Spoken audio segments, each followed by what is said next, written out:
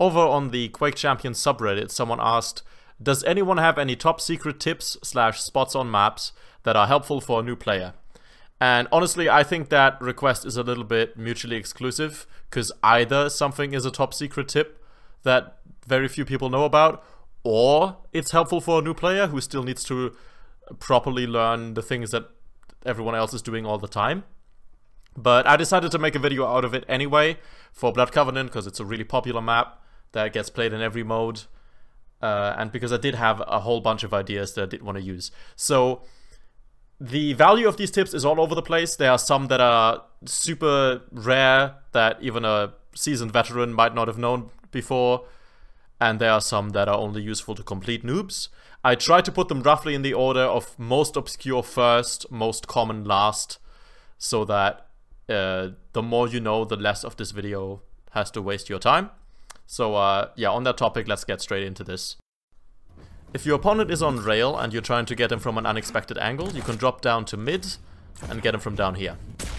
Know your ammo packs. If you want to get rail ammo without taking the big detour up to the top, you can get it down here near the shotgun, where there's also some rocket ammo. The other bit of rocket ammo is over here at the LG stairs. If you're trying to hide in a really rare spot, for example when trying to play the timer in duel, this works, where this pillar in the front is blocking the top and bottom entrance, and the pillar in the back is blocking the jump pad and mega sightline. And if someone is coming from quad, they would have to look straight down to see you, which is pretty unlikely. In this super typical situation, where you're trying to rail someone who's taking armor, try not to peek over the top of this little platform, but over the side. It works from the other side as well. And if you want to be really disgusting, you can even use this little angle in the door decoration stuff. Some people have never noticed this little ledge. It's there to let you do smooth jumps over between quad and mega. Bridge to rail is of course a super notoriously hard jump for champions without movement abilities, but not that many people know that doing it in reverse, rail to bridge, is actually a lot easier because you have more run up. This little pillar over here is a great way to control a power-up just before it spawns. A lot of people won't even notice you up there. You can see all the entrances. You can hide a little bit if you step back. It's perfect. If you want to get from armor to rocket, but you don't have a rocket yourself to rocket jump up there, you can pick up the nails and nail climb up. The fastest way to get from the bottom level to this midsection here is actually to take the jump pad and then move in the opposite direction. And it's even fine if you hit one of these pillars, since they have a little pixel walk ledge in front of them that you can land on, which might also work as a little weird surprise spot. If you're playing Ranger and you're trying to collect weapons, you can move through LG and then AWP straight up to take the rail. That works as Athena as well. Can't catch me now. Something I like to do to bait my opponents a little bit is take the jump pad to make them think I'm coming up to rockets, and then jump over it clean to push through the teleporter from behind. You can also do it the other way if you're trying to steal armor. This next spot is super powerful, especially in Instagib and Slipgate, where you can just poke your head over the top of these stairs so not much of you is showing. You can look down the entire hallway, and since you're parallel to the stairs, you can strafe left and right as well. And if someone is trying to come up behind you, you will hear them long before they reach you. If you're playing this angle from the other side, you can try to hold back to just peek through this teleporter for the shortest amount of time possible. The teleporter will also line up your shot perfectly for you.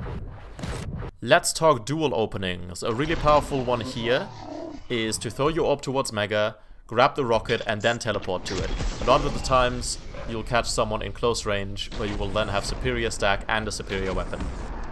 When I get the bridge spawn, what I like to do is grab rocket, and then as I jump off the bridge, throw my orb towards rail, so that I can pick up armor and rail at roughly the same time. So I waste as little time as possible, and I'm in a spot where I can either drop down to get LG, or control the other weapons if I know my opponent is going for them. Let's talk about champion-specific tricks real quick. Nyx has a very easy time doing bridge to rail, and can jump over mid using these pillars. Doing it from the other side is ever so slightly trickier. The way I like to do it is put 2 jumps on the rocket platform, then wall jump, and let the wall guide me to the other platform. Also, you can save some time when crossing mid by doing this jump, and of course Doom can do every Nyx jump even easier. When you're playing Anarchy or Saw-like, bridge to rail becomes trivial as long as you have enough momentum.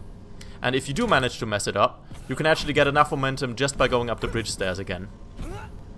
Slash can do every jump on this map almost from a standstill. If you're not good enough at crouch sliding to do these easily, you could also just use your ability and get the speed boost across. And the king of easy mode, as always, is Clutch, who can just double tap over every gap. Now this is more of a general champion tip rather than a map tip, but as Clutch, consider double tapping away from a jump pad that you're taking. It tends to take you very far. So yeah, that was it already. I tried to keep it short and concise. If you'd like some personal feedback, you can send me your gameplay and I will review it over on twitch.tv/TakaDoesStuff. So go and follow me there. And yeah, thanks for watching. I don't know if I'll do other maps for this, since I remember trying something similar with wallhack totems.